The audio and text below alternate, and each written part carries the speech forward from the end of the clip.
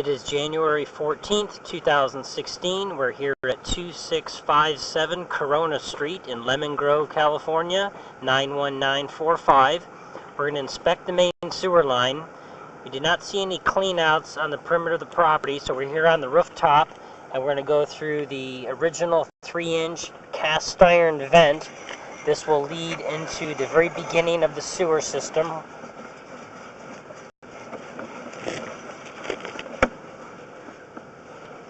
Here the vent is now transitioned where the toilet empties into, and we're now in the horizontal cast iron main line.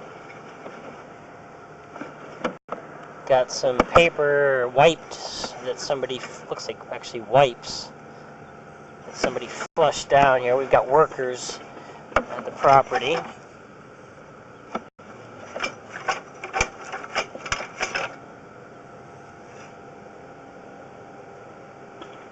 Here we have transition to black ABS pipe. So this is now plastic line.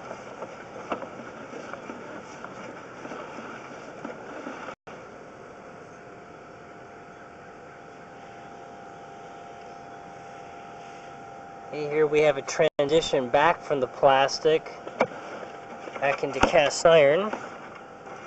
Got some more wipes and debris here in the system. Got some particulate here. Either this is some kind of construction debris, or this is some of the flaking of the wall of the pipe. Unless somebody's flushed down some cement or concrete and little tiny rocks, but this kind of looks like the metal shavings of the cast iron pipe that's kind of falling apart. I'm going to go ahead and take a photo of this.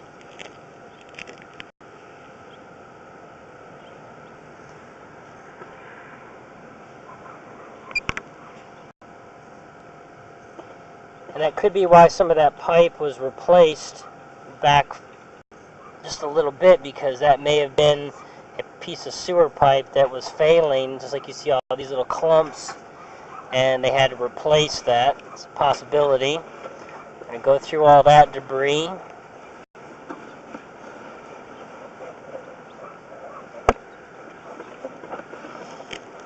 We're still in cast iron pipe right now.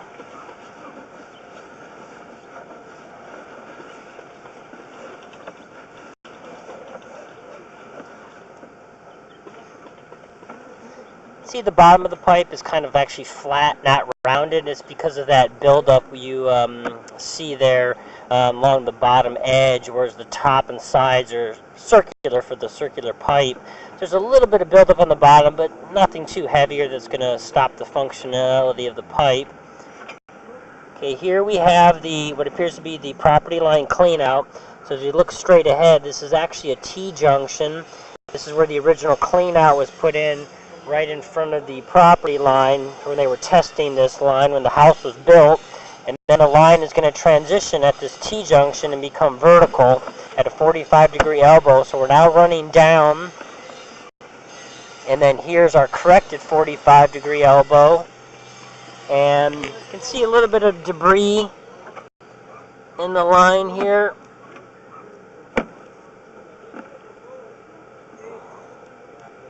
Okay, now we're transitioning from this cast iron into clay.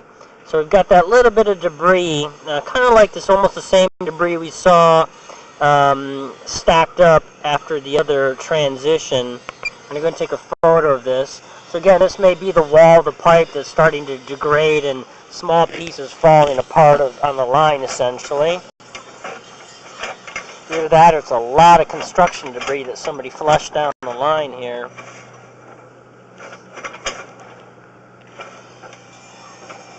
Okay, so this is a root intrusion we've got here. So you can see in the clay pipe, this is a ball of roots along the bottom of the pipe here. Go and take a couple photos of this.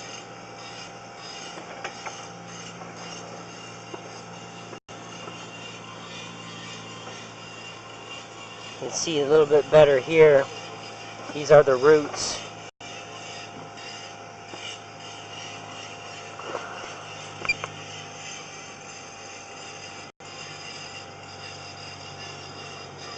This is going to be typical with clay pipe.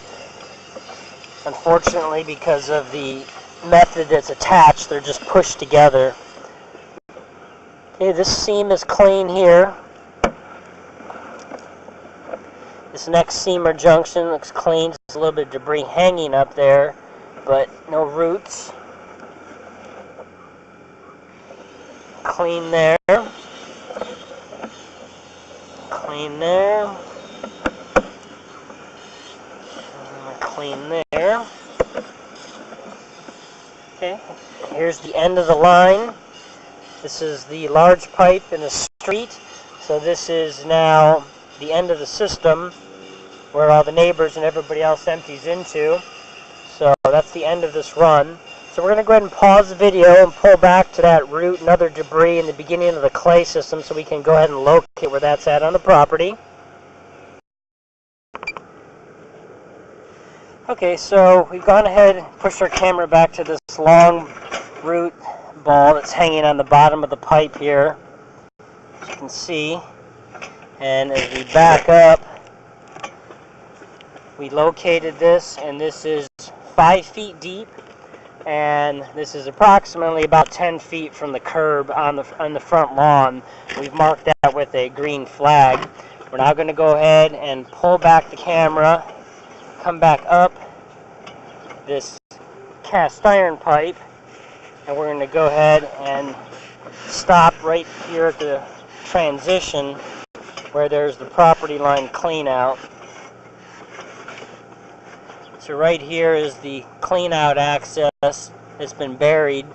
We're going to go ahead and pause the video and locate this on the property. Okay, we've located this buried clean out, and this is approximately 2 feet 5 inches deep, and this is right in front by several feet of the root intrusion, right in the kind of the flower bed, dirt bed that they got. So we're going to go ahead and pull back on the line. There is another bathroom that tees in, and we're going to go ahead and see if we can go down and inspect that. One of the vents is covered up, so we're not sure if it's vented properly right now. We're going to go ahead and pause the video. Okay, we moved over to the other bathroom, the master bathroom, and we're here on the rooftop, and as you can see this vent flashing right here, the vent has been removed and they've just foamed it up to seal it over.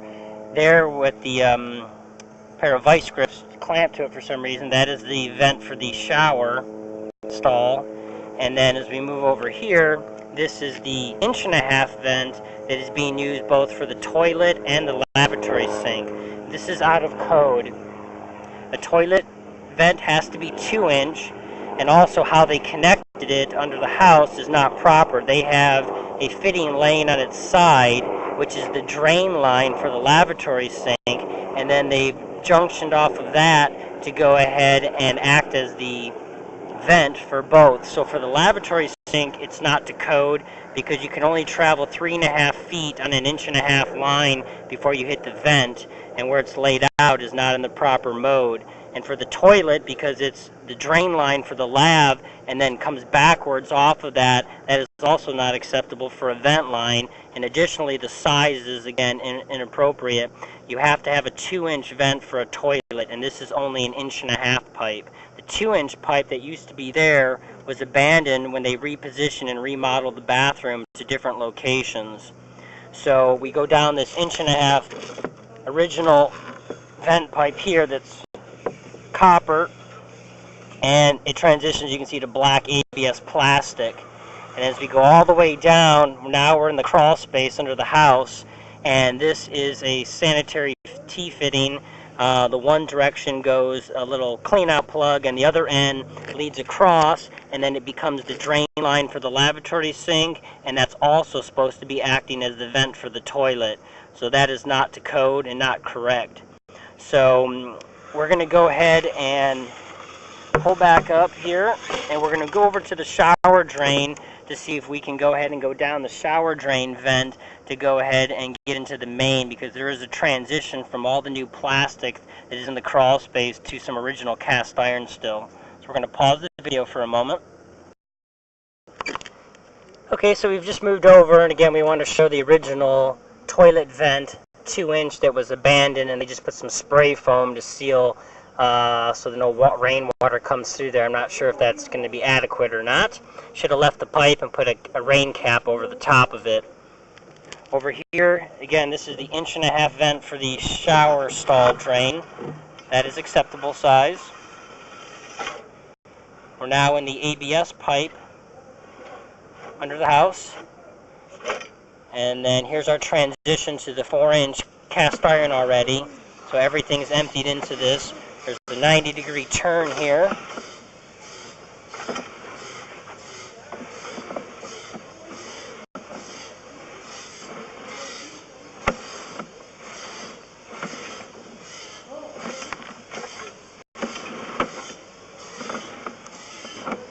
Okay, so we've now junctioned in and tied into the first bathroom we went through, and as you can see, we've come back up to the same spot where there are these wipes that were put down the sewer main, which we've taken a couple photos of. So this line is connected into that one cleanly, but we do have the issues with the venting. So that concludes this recording.